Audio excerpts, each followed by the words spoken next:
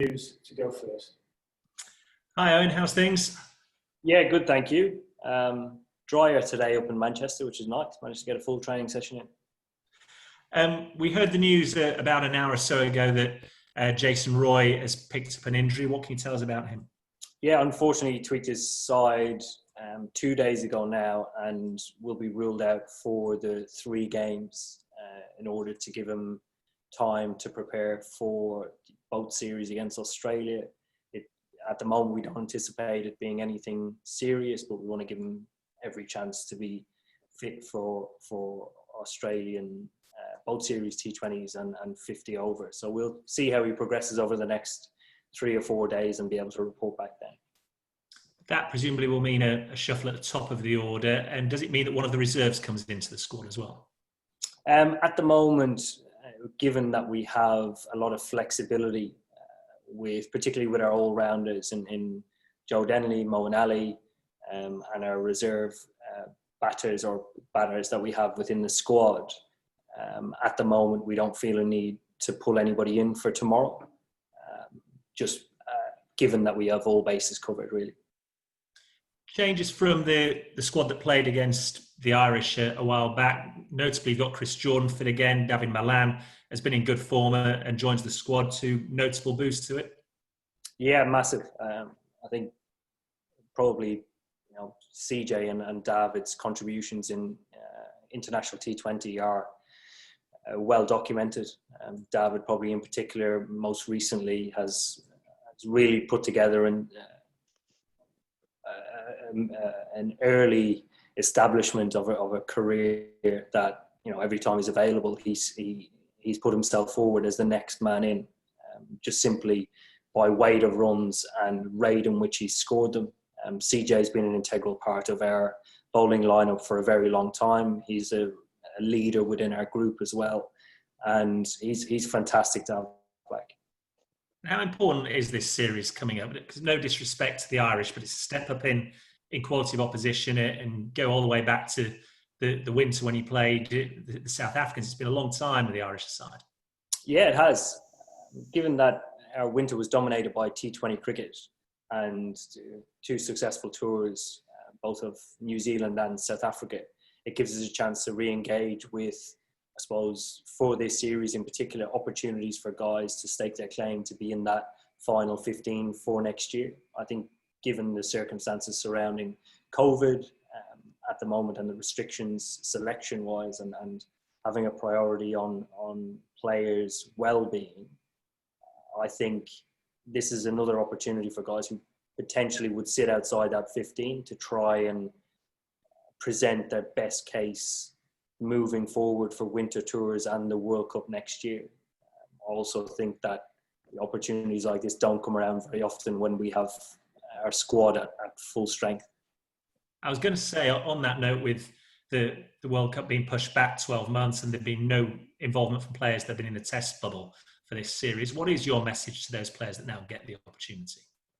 Yeah, messaging from myself and the coach throughout the majority of the series that we play is to feel as comfortable in an England shirt as you do in a county shirt, and to actually feel free enough to play the expansive game that you would at your county within international cricket. Our job is to get the best out of the guys who are in our squad. So in order to achieve that, guys need to feel comfortable and free enough to take risks that international T20 cricket demand. And just finally, away from this series, I mean, there's a notable achievement for Jimmy Anderson the other day, 600 test wickets. A word for him? Yeah, it's extraordinary, really, what he's achieved.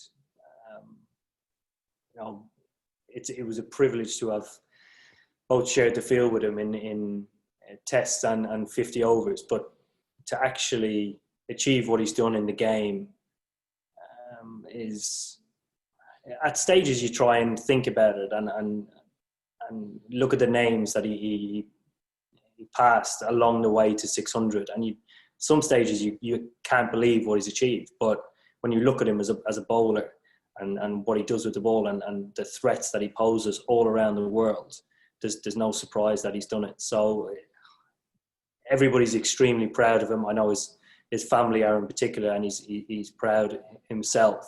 But what he's achieved is extraordinary. Thanks, Owen. Appreciate it. Thanks, Richard. Will McPherson, please. Hi, Owen. Have you decided how your top three is going to look with Jason and obviously Joss missing as well? We have, but we won't be disclosing it until tomorrow at the toss.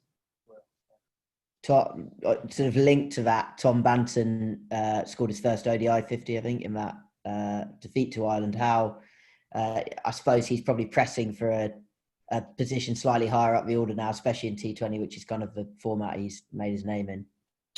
Yeah, I think naturally he is a top order batter, but in a time where we have top order batters in abundance and actually lack middle order players, it's sometimes difficult to get him in the position that is his strength.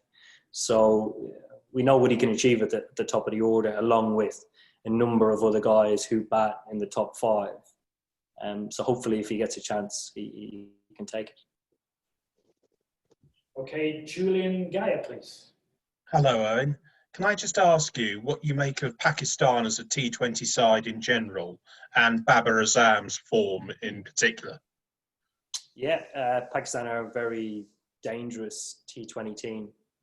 I think if anybody watched the PSL this year, I know we had a lot of guys involved in it. The strength and depth of Pakistan cricket is surprising in a way, because I haven't played in it for a couple of years now, and you forget the depth that they have across their domestic cricket. So it's no surprise that they're producing excellent cricketers at the top level. And for us, they're always a difficult side to play against because they have all bases covered. Yeah. And so, sorry, and just on Babar as a batsman. Yeah, he's a fantastic player. I played with him at Karachi Kings a couple of years ago. He's a guy very early in his cricketing career, but has achieved quite a lot doing the simple things extremely well. Thank you. Please.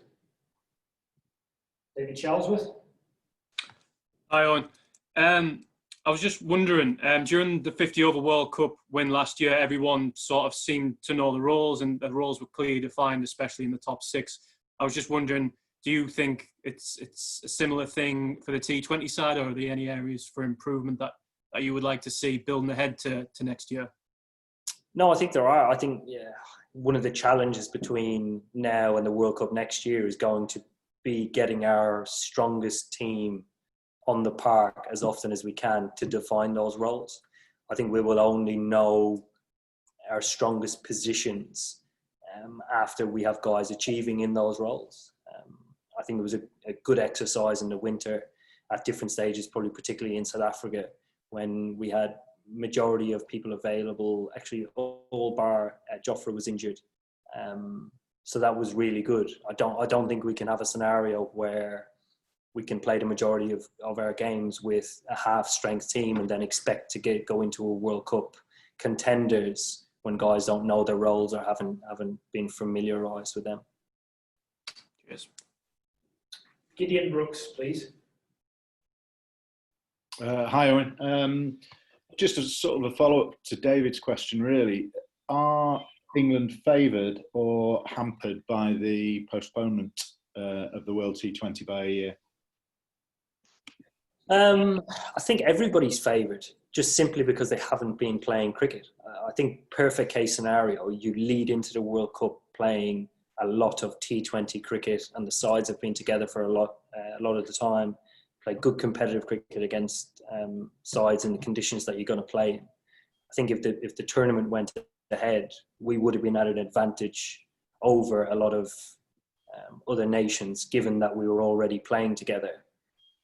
But I think a lot of sides might have been up against it, and it might have added a level of unpredictability to the World Cup. And just as a follow-up to that, do you expect the team to be in a sort of stronger position squad? There's obviously going to be a few chances for late darters into the squad? Are they going to be in a stronger position next year, do you think, possibly? I hope so. I think given that a lot of the guys that we have in the squad at the moment are young guys coming through, and when you're at that stage of development in your career, 6 to 8 to 12 months is actually quite a considerable amount of time. I think the challenge for those guys is actually getting opportunity to go away and play. So between now and then in the winter, the IPL is going ahead, the Big Bash is going ahead. We have a long tour to India, which actually frees up guys to play a full Big Bash, and then potentially put their case forward to be selected in an IPL in the new year.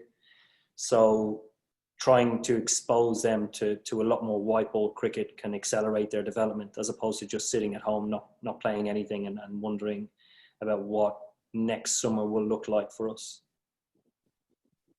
Okay, 2 to finish, Simon Wilde and then Stephen Douglas. Hi, Eoin. Just sort of related to that, you've got an IPL deal, haven't you? So you'll be going to the IPL straight after the Australia matches. So you're looking forward to a couple of months of solid cricket. That must be quite nice after all the hanging around you've done in recent months with not much play. So how are you looking forward to it? It is. I am looking forward to it, and probably more so than ever, just because the Ireland series was so like we rarely play 3-match series and then have a considerable break. You normally go back and play for your county, or you're off playing somewhere else. So after that series, I think a lot of guys were left wanting more. But it's a nice position to be in, playing good competitive cricket against 2 extremely strong sides, and then hopefully going off and playing some games in the UAE, which will obviously be challenging as well. And then there's a potential to have a break December, January, February. So although it's going to be hectic for a couple of months, I'm really looking forward to it. And you've got quite a few of the main England guys are going to the IPL as well. So it'd be nice for you guys to get back into the swing. Yeah, it will. I think one of the positives of, and it does relate to cricket, but not on the face of it, is that guys can take their families out to the IPL. So that's a huge positive, given that being in the bubble throughout when we were playing in the summer, more so for the test guys that play white ball as well, it becomes a bigger challenge moving forward. It feels like you're playing away the whole time, and you're detached from what's going on. So that's quite a nice touch. Yeah, good. Thanks. Steve to finish. Thank you. Hi, Eoin. It's just a quick question about the events in the United States last night, and if that's at all resonated in the squad or provoked any discussion about what you guys think, and any reaction maybe from the England squad in the future. Not actually seeing what's happened in the States overnight. There's been mass walkouts in various sports in reaction to the killings in Wisconsin. Sorry, I've not seen that. Okay, no worries. And nobody's mentioned it, so I haven't. Okay. Okay, no worries. No. Okay, we're done. Thank you. Thanks, guys. Thank you very much.